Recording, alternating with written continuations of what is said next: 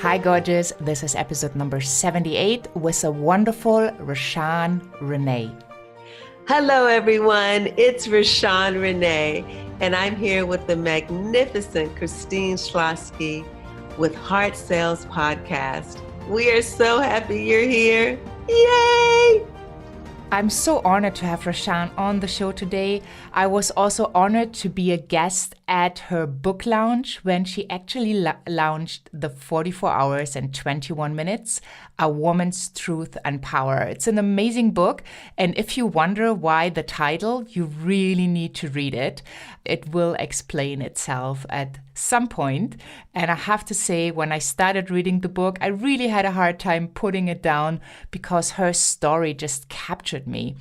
RaShawn is also the co-author of Notes to My Younger Self, Volume 2, the founder of Real Truth International, and a communicator of the personal development process that uncoils life and creates your life of delight, the life you are meant to live.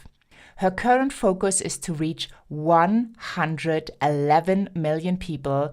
And when that happens, she says the number increases exponentially, and then there will be a shift of awareness in which learning our real truth and living powerfully will become the global paradigm, and a life of delight will be our constitution for living. What a wonderful message. I'm so excited to have RaShawn on the show.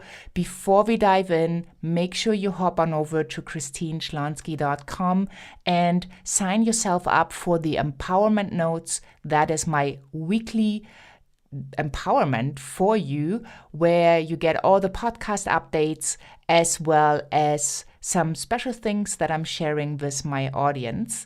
And you are more than welcome to be part of the Heart Sellers community. So let's dive in with RaShawn Renée. Well, I am so super excited to have RaShawn Renée today on Heart Sales Podcast. Welcome. Yeah, hello, Christine. It's such a pleasure to have you here. And we're having such an important topic we want to talk about today, which is not as obvious as other sales topics like dealing with rejection or how to make an offer or how to sell from the heart. So today we are going to talk about self-honoring choices, Yes. and how this has to do with getting better sales results. I'm looking forward to the conversation. Yeah, wonderful. So you have just recently published a beautiful book, 44 Hours and 21 Minutes. And for everybody who wants to know why the book has this title, well, guys, you have to read it. So we're not going to talk about that, but it tells an amazing story, the story of your life and the steps you had to take to become this wonderful, strong woman that you are today. And also basically the effect of saying yes to yourself, which that had to all areas in your life. Absolutely. So maybe you can give us a little bit of background because, you know, you're so self-confident and I know it wasn't always this way. So maybe you can take us on that journey first. My pleasure. And before I begin, I just want to say how delighted I am to be here because what you're doing for your audience is spectacular, to give them the opportunity to really tap into themselves so that they can have the life that they want in their businesses and personally. So thank you. Well, thank you. You are welcome. And the journey of me, I'll give a little bit about it. And what I know is that communicates to the journey of millions of people. So at a point in my life, I carried shame within myself. I didn't see myself fully, and I wasn't fully revealed. Actually, what I was a woman who had been conditioned through my familial upbringing and through my societal upbringing. And I let that dictate to me who I was and how I should operate in life. So on the outside, everything looked nice. And when I say nice, I mean nice cars, nice house, nice people around me. Everything looked nice. But inside of myself, it wasn't so nice. It was a lot of emotional insecurity and just not stable and anchored within myself. And in my business at the time, I didn't understand it. I would have highs and lows in my business all the time, highs and lows. Well, as you so beautifully read in 44 hours and 21 minutes, part of my conditioning was that I was taught that I could be haphazardly treated. So unconsciously, I treated myself haphazardly, which meant I can do my business very well, very well, very well, then have burnout. And then it would wonk, wonk, wonk. So that's what happened. And the reason that happened is because I was conditioned that way. So now let's talk about your magnificent audience that's listening. How does this translate into allowing them to get to the area of sales that they would like in whatever business it is? It really starts with identifying the product. And the product is you. That's the number one product. Yeah. So it doesn't matter if you're selling a book, if you're selling consulting, if you're selling coaching, if you're selling cars, it doesn't matter. It all begins with you. You are the most magnificent product that you have to offer. And so we talked a little bit about this. Self-honoring choices is what it really comes down to, you attuning your product, right? So before these companies, like right now, we're doing this beautiful podcast on computers. Well, decades ago, this would not be possible because there had to be a mainframe, there had to be. So over time, the industry was revolutionized by attuning. So we get to revolutionize ourselves by attuning ourselves to be the best that we can be. And the only thing the best means, it's not in comparison to anyone else. It means revealing the most authentic you, which is magnificent. Yeah. Now, that goes to self-honoring choices. So in the book, I write about self-honoring choices. And what that looks like is,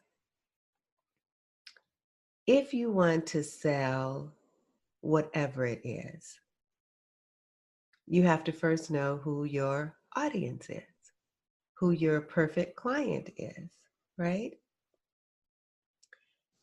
And once you identify who your perfect client is, you align yourself for them to come to you. So here's the analogy that I'll use, and then I'll go into how you do that. So everyone, I've said this to you before, everyone may not want a Rolls-Royce Bentley, yet most people know what it is, they know the price of it, and they can admire its beauty. So people that want it seek it out, and they are willing to pay the price for it. It's not a negotiation. They're willing to pay the price for it. Bentley does not put itself in a market that isn't for them. So here in America, we have some stores that are stores where the masses go. They don't put their product there. they have their product in a marketplace that is fulfilling to their client base. Self-honoring choices. Yeah. Yeah. So the choice of the company, Bentley Rolls-Royce, they said to themselves, we're going to make a beautiful automobile. We're going to give it great interiors. We're going to attune it with the best quality possible for that client that wants to pay this ticket price. As an entrepreneur, we have to make sure that we have decided that what we're putting inside of ourselves, how we're looking at ourselves, what we're doing for ourselves is going to draw that client. So if you want to, let's say your ticket price is $400 an hour for consulting, or you have a package of coaching services and it's $5,000 a month. And sometimes you can sell one or two of those. Well, you have to make sure that the value that you're offering and who you are presents that to your client. And how you do that is being very clean and clear with yourself. So remember in the beginning of this conversation, I said at one point, I treated myself haphazardly and my business would go up and it would go down. Well, the times that it was going up was the time that I was able to get myself out of bed, hit all the exterior goal lines that I was told to do, follow all the marketing strategies. But then when I was tired of doing that, it would go down. Now I have this incredibly fulfilling life. I've shared with you that I made the decision to release my clients and start passing them on to other coaches because my cup overflow and I've learned that I want to do something that I can hit the masses and have a greater impact. And it was consistently growing without any social media presence, without doing any real marketing. They were coming to me through word of mouth. And then after the book was released, in a really short period of time, oh my gosh, so many people came because I had attuned myself. And this is how I did it, and this is how you could do it to up your sales in your business, but then absolutely to change every area of your life.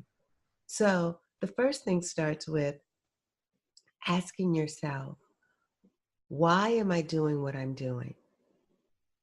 If you say that it's just for money, okay. If you say, because I really want to make an impact in the world, great. You're onto something, right?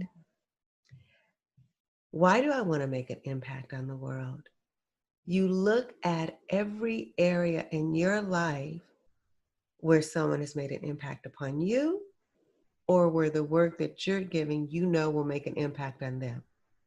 And you make sure that what you're showing the individual, your clients, is that aspect of yourself, why you're there for them.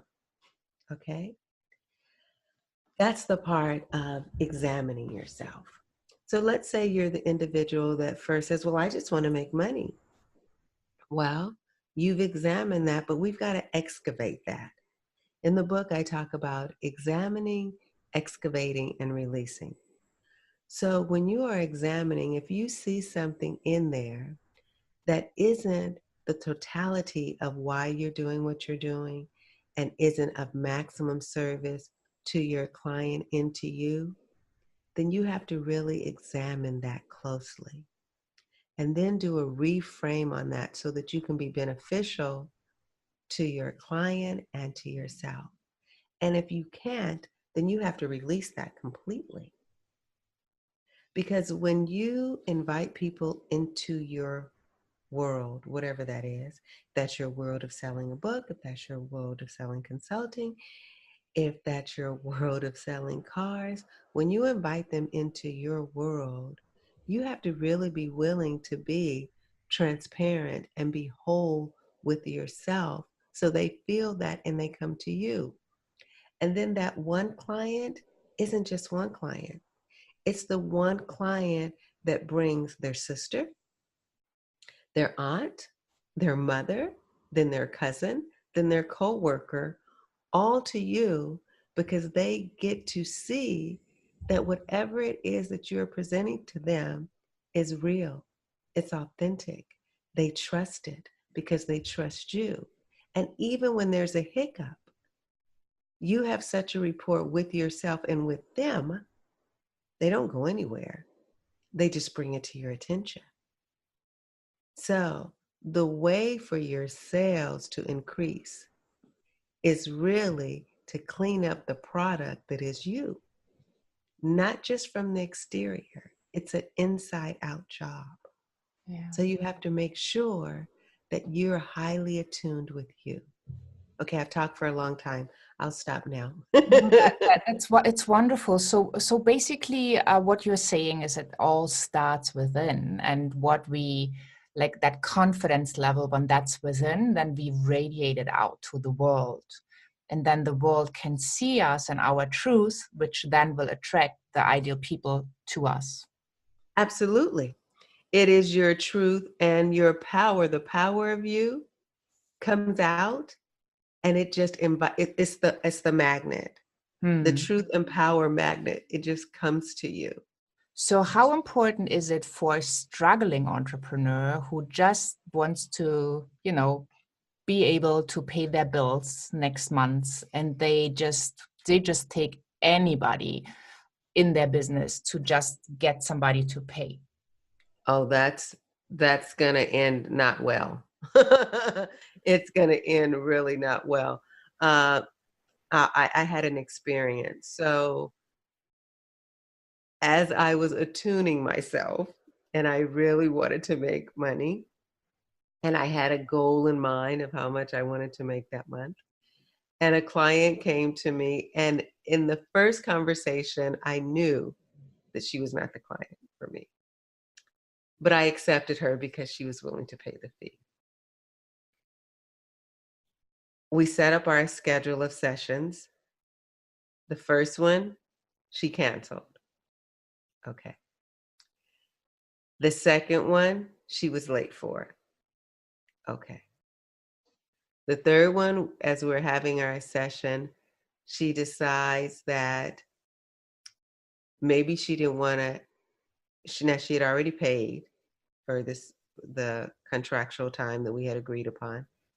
She decided that maybe she made a mistake and she shouldn't have paid because as she looked at her budget, she may have overspent.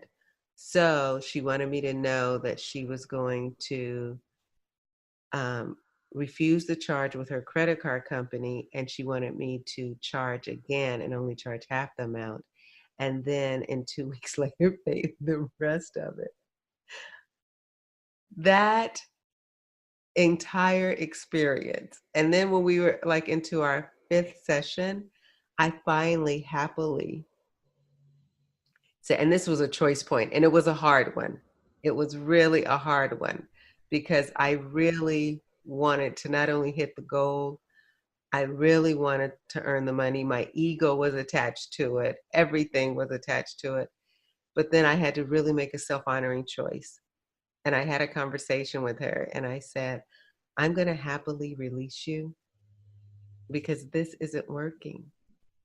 And I'm going to return the money to you of the session that you canceled at the last minute. The other session, so in actuality, she paid for 2 of the sessions.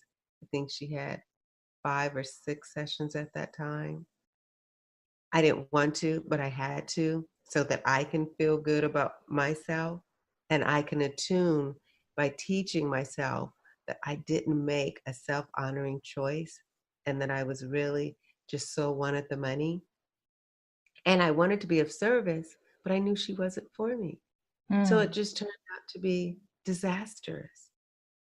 It couldn't have been a week later that I was talking to a friend, someone I've known forever, who said to me, "Oh my gosh, it just occurred to me, why haven't I ever referred?" And she referred a couple to me. And it was the most easy, glorious. So I went over the goal amount that I had set for that time period. And the clients and I worked so beautifully together. And when I interviewed them, because I interview my clients before I take them on to make sure that they really want to receive assistance to take their life where they want to go, and they just aren't doing something because a friend is doing it and telling them that they should do it, because I really want to see great change in their life, because that's in part my reward. It was so beautiful. So for the entrepreneur that's saying, I'll just take the client for the money, I know I'm good and I can battle my way through helping them, please don't do that. Don't do that to yourself. Don't do that to the client, unless you just want to exercise the muscle of how you can make a self-honoring choice and how much torture you can take. If that's the lesson you want to give yourself, do it. But if you really want to have a clientele that's going to be filled with more ease and grace, and you want to watch your bank account and your income move to levels that are part of your mindset and your goal, then interview your clients and make sure that you're attuned to receive them, and make self-honoring choices. It's nothing wrong with saying, I don't think we're a perfect fit. And it's nothing wrong with not having the income that you want at that moment, even if you are struggling to pay your bills. Do what you have to do to stay in integrity with whomever you owe money to and yourself, and the right clients will come. And that is really, absolutely, unequivocally the absolute truth, because I have been there. Yeah, I so agree. And I always talk about following your heart, which kind of reflects a self-honoring choice, because your inner voice, your heart will tell you, like, that's a red flag. That's a way you shouldn't go.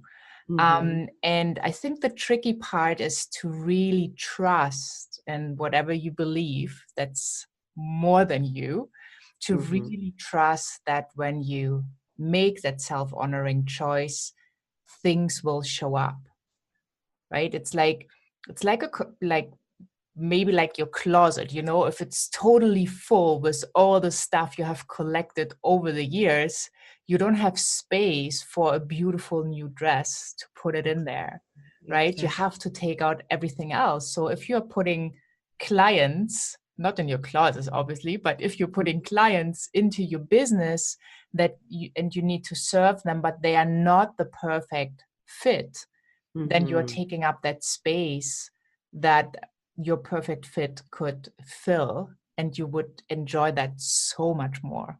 Exactly. That was so beautifully said, Christine. And if you don't clean out your closet from time to time, you can't see what's in there, right? Yeah. That's the attunement of us cleaning out ourselves.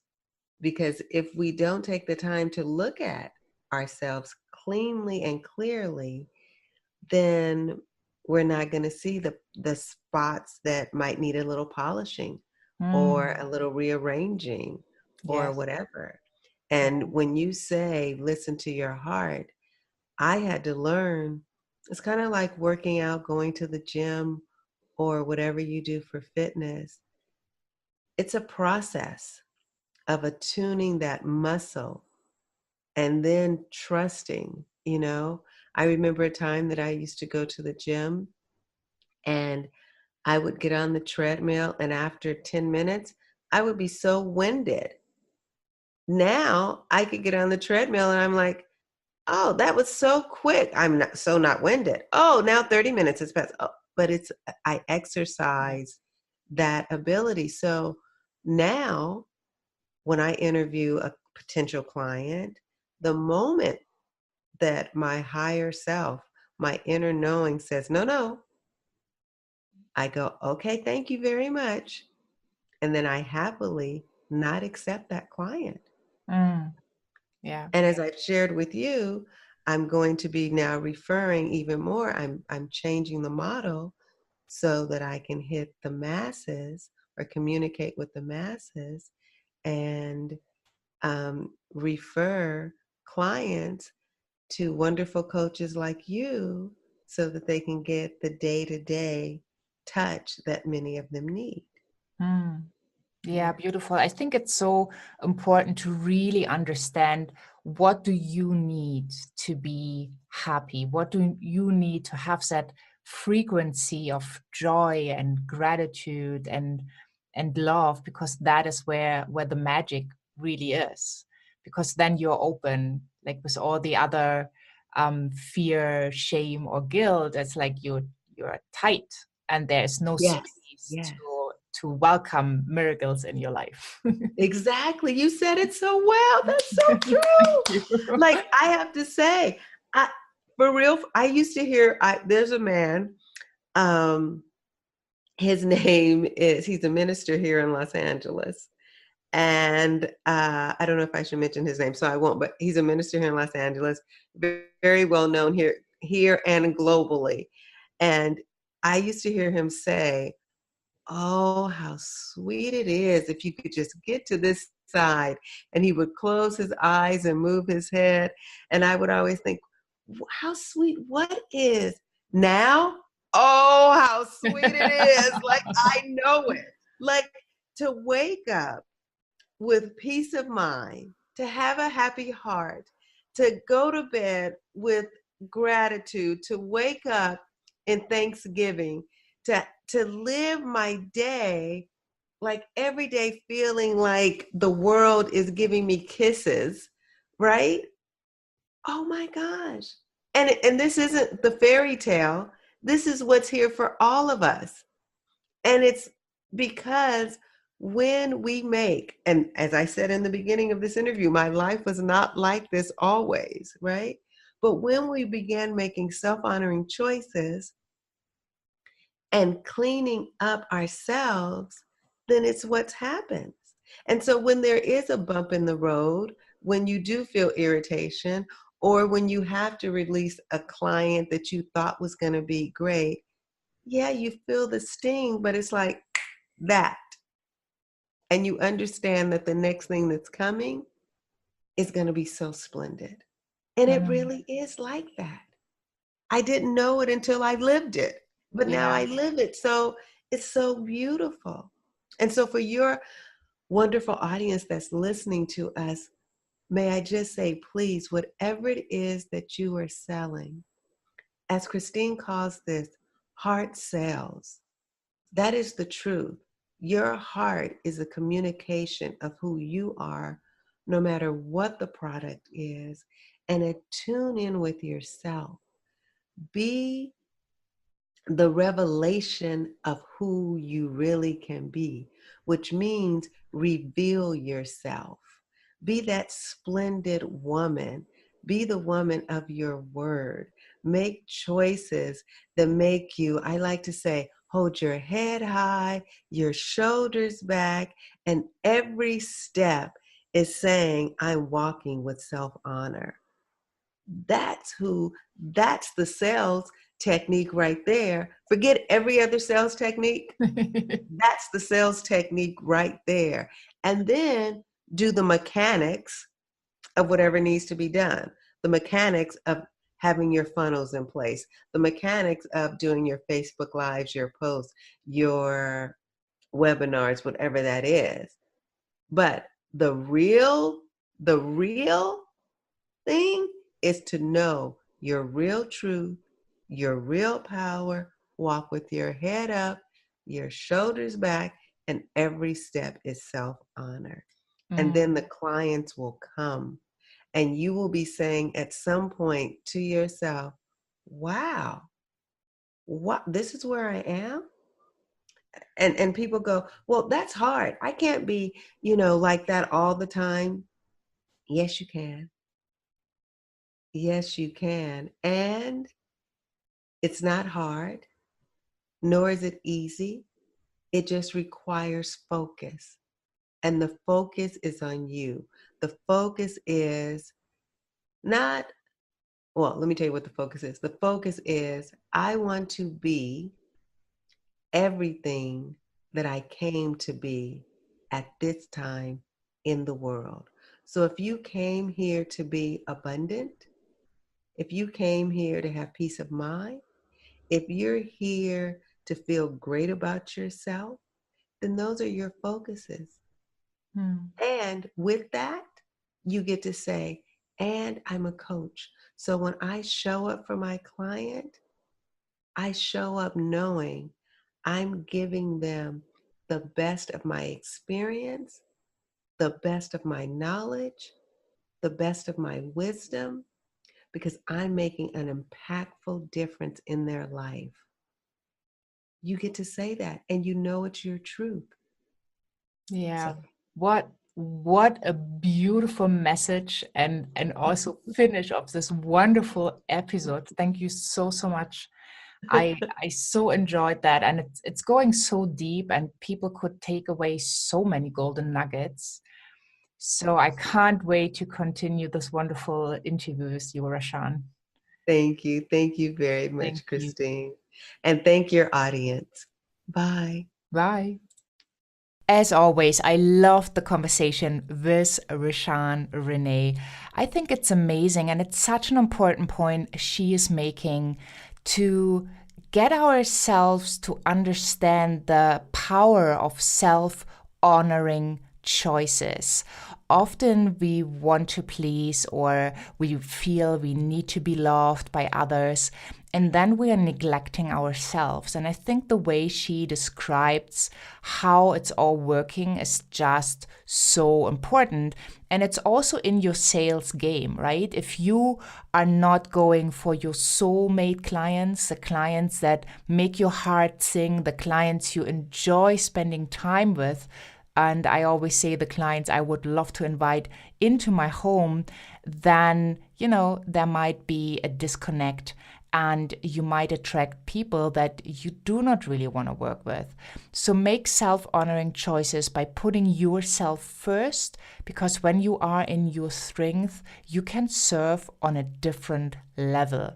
And at the end of the day, isn't that all what we want to do? To serve and to do good in the world by making the money we desire and by living the lifestyle we truly love. So make sure you stay in or tune in to the next episode, where we'll continue this amazing conversation with RaShawn. And thank you so much for listening, for being here at Heart Cells Podcast. Heart Cells is already listened to in over 30 countries worldwide, and I'm so excited. And it is because of you. So thank you for being here. Thank you for tuning in and subscribing and rating. And I will talk to you on the next episode. Thank you so much, and bye for now.